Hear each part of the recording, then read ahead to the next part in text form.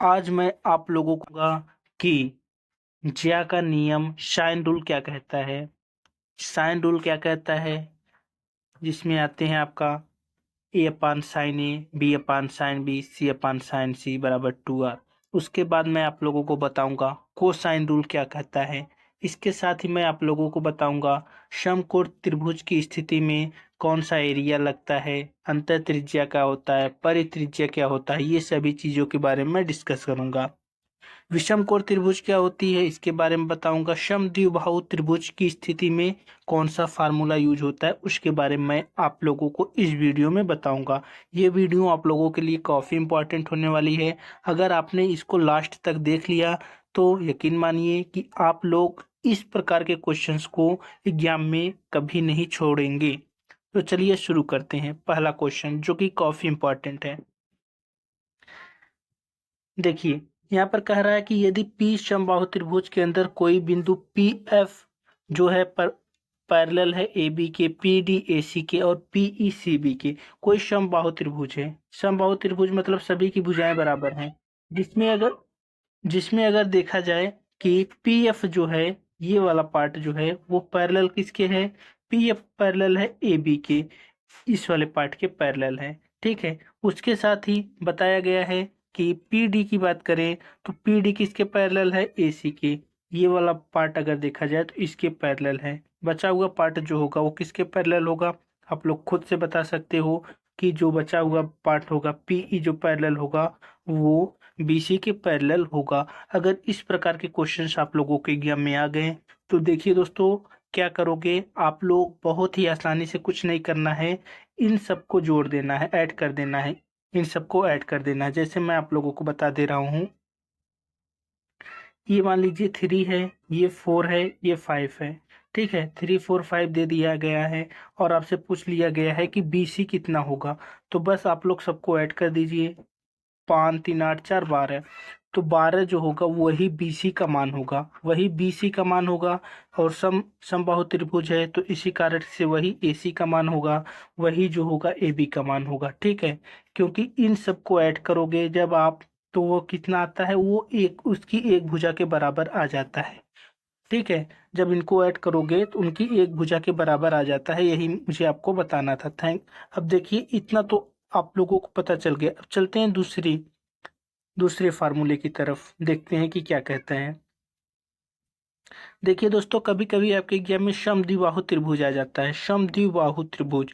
उस स्थिति में क्या होता है, जब समद्विबाहु त्रिभुज आता है तो आप लोगों को फार्मूला याद करने की जरूरत नहीं है, जिसका यहाँ पर एरिया भी दिया गया है। अंतर त्रिज्या की बात करें तो त्रिभुज का क्षेत्रफल बटे अर्ध परिमाप होता है।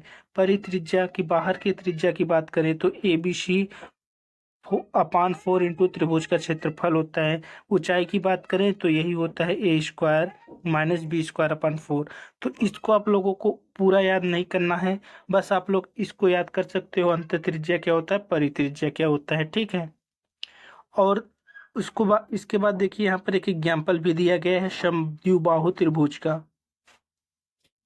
समद्विबाहु त्रिभुज का यहाँ पर एग्जाम्पल दिया गया है। समद्विबाहु त्रिभुज में क्या बोला जा रहा है उसको हम लोग देख लेते हैं कि PQR एक समद्विबाहु त्रिभुज है, जिसमें PQ बराबर PR बराबर 2a, यहाँ पर दिया भी गया है PQ और PR बराबर 2a। QR बराबर a, QR की मान a है तो PX QR पर परपेंडिकुलर है। PX जो है वो किस पर परपेंडिकुलर है, QR पर, मतलब परपेंडिकुलर मतलब ये 90 डिग्री का एंगल बना रहा है। ठीक है, ये 90 डिग्री का एंगल बना रहा है। PX की हमें लंबाई बतानी है, PX की। यहाँ पर दोस्तों आप डायरेक्ट पाइथागोरस थ्योरम लगा सकते हो, क्योंकि जो समद्विबाहु त्रिभुज होता है उसमें हम पाइथागोरस थ्योरम लगा सकते हैं। हमें यही PX का मान निकालना है। ये पूरा X है, ये पूरा A है, ये पूरा A है, तो इसका हाफ कितना हो जाएगा दोस्तों, A/2। इसका हाफ कितना हो जाएगा, A/2।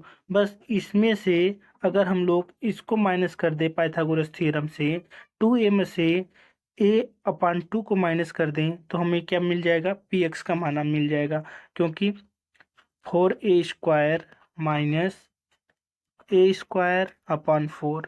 ठीक है, तो 4 चौक 16, 16 में से एक जाएगा, कितना हो जाएगा, 15।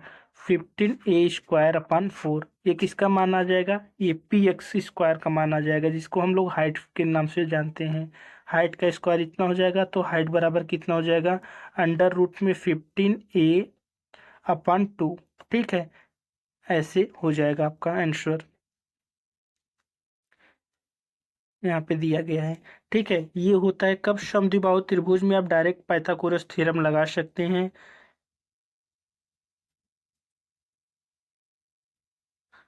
अब आते हैं दूसरी विषम कोण त्रिभुज की स्थिति में। कभी कभी आपके एग्जाम में विषम कोण त्रिभुज दे दिया जाता है, जिसमें ये पता ही नहीं रहता कि वो समकोण है कि विषम कोण है, कौन सी एंगल है, कौन सा ट्रायंगल है, इसको पता ही नहीं रहता। तो जब उस स्थिति में देखा जाए, तो उस स्थिति में हम लोग जानते हैं कि क्या लगता है, ये फार्मूला लगता है। ठीक है, S बराबर क्या होता है? a+b+c/2। और क्षेत्रफल बराबर क्या होता है? S S-a S-b कब होता है? जब आपको ये पता न हो कि वो कौन सा ट्रायंगल है। अगर समद्विबाहु त्रिभुज नहीं बन रहा है, समकोण त्रिभुज नहीं बन रहा है, तो उस स्थिति में आप यही वाला फार्मूला निकाल करके किसी भी प्रकार के ट्रायंगल का आप एरिया बता सकते हो, परिमाप बता सकते हो। ये इंपॉर्टेंट है, इसको आप लोग फार्मूला अपने कॉपी में लिख लीजिएगा। अब आते हैं हम लोग किसकी तरफ? समकोण त्रिभुज की। समकोण की त्रिभुज की स्थिति रहती है तो क्या होता है? जब समकोण की त्रिभुज की स्थिति रहती है, तो आप सभी लोगों को पता है क्षेत्रफल जो होता है 1/2 आधार इंटू लंबाई होती है, ये सबको पता है। अंत त्रिज्या लोगों को नहीं पता रहती है और परित्रिज्या नहीं पता रहती है। समकोण त्रिभुज की अगर मान लीजिए ये 3 है, ये 4 है और ये 5 है। ठीक है, तो अंत त्रिज्या आपको निकालना है, तो 3 और 4 जोड़ करके उसमें से 5 माइनस कर देंगे, 2 कर देंगे। तो 4 3 7, 7 में से 5 गया 2, 2/2 बराबर 1। इसका अंत त्रिज्या 1 आ जाएगा। और परित्रिज्या की बात करें तो बस यहीं पर जो कर्ण है उसका 2 कर देंगे। तो 5/2 जब कर देंगे तो हमारा कितना आ जाएगा? 2/5। इसका 2.5 इसका क्या हो जाएगा? परित्रिज्या हो जाएगा। ठीक है, तो फार्मूला क्या होता है? फार्मूला ये होता है, क्षेत्रफल निकालना है तो 1/2 बेस इंटू हाइट, और अंत त्रिज्या निकालना है तो परपेंडिकुलर प्लस आधार माइनस हाइपोटेनियस/2। परित्रिज्या निकालना है तो हाइपोटेनियस/2 या कर्ण/2। एक यहाँ पर देखिए दोस्तों, दिया भी गया है, क्या? समकोण त्रिभुज दिया गया है और उसके बारे में बताया गया है। मान लीजिए हमारा समकोण त्रिभुज दे दिया गया है ABC, जिसमें कोण C समकोण है और त्रिज्या 4 सेमी वाला एक वृत्त खींचा जाता है। तो AC बराबर 12 है, CB का मान निकालना है। ठीक है, ये वाला 12 दिया गया है आप लोगों को। इसके साथ आप लोगों को क्या दिया गया है? ये दिया गया है कि यह एक समकोण त्रिभुज है। तो समकोण त्रिभुज है तो आप लोग जानते हो A+B-C/2 एक फार्मूला होता है। ये वाला हमारा फार्मूला होता है दोस्तों। कब फार्मूला ये वाला यूज करते हैं? A+B-C/2। ये फार्मूला कब यूज करते हैं? जब अंतर की त्रिज्या दी गई हो। मतलब यहाँ पर देखिए त्रिज्या जो है वो अंदर बनी हुई है, वृत्त खींचा जाता है, मतलब 4 सेमी त्रिज्या वाला वृत्त खींचा जाता है, मतलब ये वाला अंदर की त्रिज्या दी गई है तो वो 4 दी गई है। ठीक है, आप लोग यहाँ पर क्या काम कर सकते हो? आप लोग यहाँ पर ट्रिपलेट का यूज कर सकते हो। जैसे देखिए AC का मान 12 है, तो हम लोग जानते हैं 12, 16 और 20 का ट्रिपलेट बनता है। तो 12 और 16 हम ऐड करेंगे तो कितना हो जाएगा हमारा? 6 2 8 और 1 1 2 माइनस 20 बराबर 8।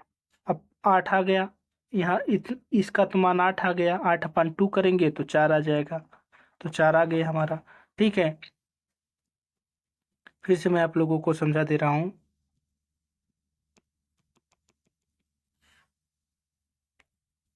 देखिए, ए का मान हमने क्या लिया? ए का मान 16 लिया, बी का मान 12 लिया और सी का मान -20 लिया। 12 16 और -20 किए तो हमारा 8 आ गया। 8/2 करेंगे तो हमारा 4 आ गया, जो कि सेटिस्फाई कर रहा है। तो इस कारण से हम लोग कह सकते हैं कि BC का मान 12 हो सकता है और CA का मान BC का मान 16 हो सकता है और CA का मान 12 हो सकता है। ठीक है, आगे चलते हैं। अब देखिए जो मोस्ट इम्पॉर्टेंट क्वेश्चन यहाँ पर आ गया, साइन का रूल। साइन का रूल आपको क्या कहता है? जैसे कि साइन का रूल के बारे में बात करें तो आप लोगों को पता है इसका मान होता है ए अपन साइन ए, इसका मान होता है बी अपन साइन बी, और सी अपन साइन सी का मान 2r होता है। ठीक है, ए अपन साइन बी, बी अपन साइन बी, सी अपन साइन सी का मान 2r के बराबर होता है, जहाँ r जो होती है परित्रिज्या होती है। तो यहाँ पर एक क्वेश्चन दिया गया है। क्वेश्चन क्या दिया गया है हमारा? क्वेश्चन एक दिया गया है, एक त्रिभुज में यदि कोणों का अनुपात 1 2 3 है तो संगत भुजाओं का अनुपात क्या है? ठीक है, कोणों का अनुपात देखिए दोस्तों दिया गया है, कोण दिया गया है, हमें भुजा पूछी है, भुजा। कोण दिया गया है, भुजा पूछी है। ठीक है, तो कोणों का अनुपात 1 2 3 है। आप लोग बता सकते हो जब अनुपात 1 और 2 और 3 है तो एक एक एंगल कितने कितने मान का होगा? तो आप लोगों इसको तो पता होगा, x+2x+3x इक्वल टू 180 के बराबर हो जाएगा, क्योंकि एक एक कोण है। तो 3 2 5 1 6, तो यहाँ पर 6x इक्वल टू 180 आ गया। x का मान कितना आ जाएगा यहाँ पे? 30। तो x का मान यहाँ से आ गया 30। तो जब x का मान आपको 30 पता चल गया तो एक का मान हो जाएगा 30, एक का मान हो जाएगा 60, और एक का मान हो जाएगा 90। ठीक है, हमें तो एंगल पता चल गया। एंगल हमें क्या पता चल गया कि ये 90 डिग्री बना रहा है। तो एक का मान हो गया 30, एक का मान 90, एक का मान 60।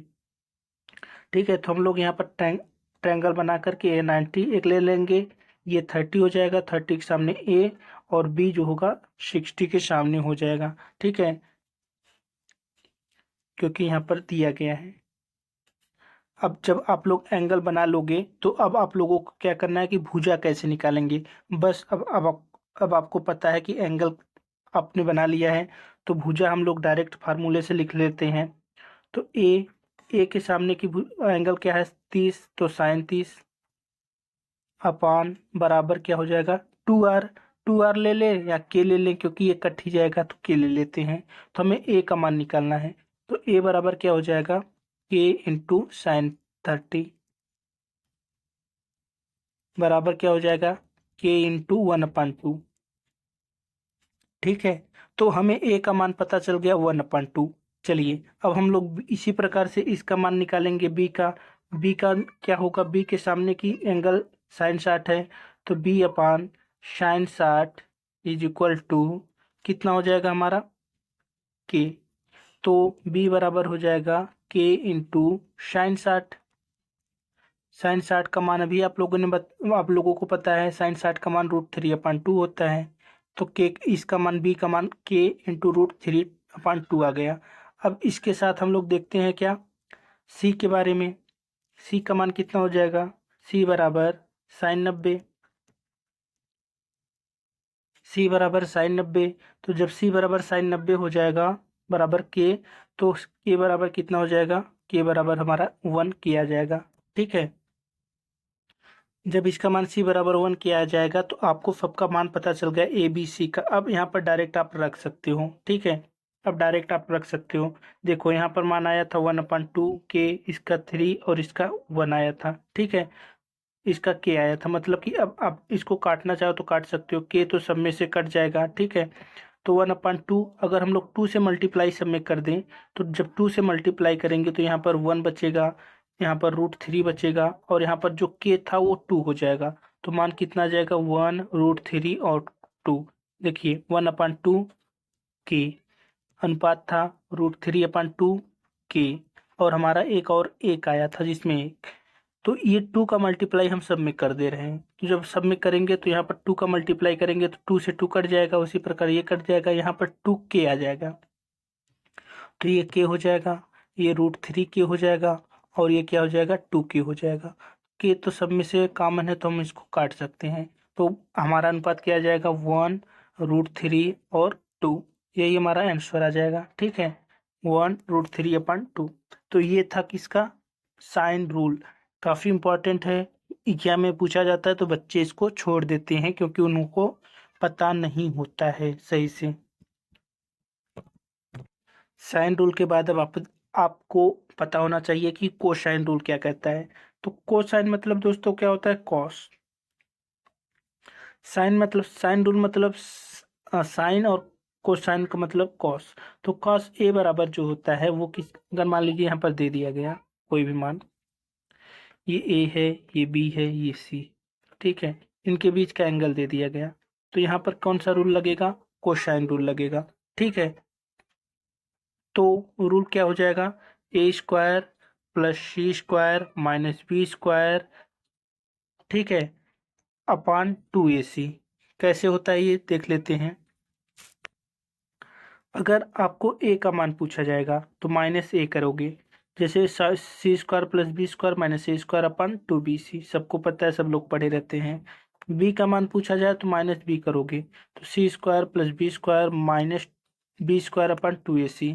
सी का मान पूछा जाए तो माइनस सी करोगे, तो हो जाएगा क्या? A square plus B square minus C square अपन 2ab।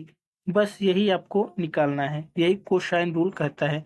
मान कोई भी दे दिया जाए, जैसे कि मान लेते हैं हमारा यहाँ पर दे दिया जाए 60 दे दिया जाए, अगर ये 3 है और ये 4 है, ठीक है, तो हमें निकालना है कि मान क्या होगा, ठीक है। इसका मान निकालना है, मान लीजिए ये हमारा बी है, तो इसका मान निकालना है। बस फार्मूले पे लगा दो, 3 square plus 4 square minus B square upon बराबर cos 60, बस यही आपका मान आ जाएगा। तो दोस्तों अब आप लोगों को इसी फार्मूले से आप इसको निकाल सकते हो, कोई भी मान निकाल सकते हो। तो तब तक के लिए बाय बाय, टेक केयर। आप पढ़ते रहिए, स्वस्थ रहिए, और हाँ, अगर वीडियो अच्छा लगा हो तो अपने दोस्तों के साथ ज़रूर शेयर करिए, ताकि चैनल मोनेटाइज के कगार पर पहुंच जाए। Thank you very much.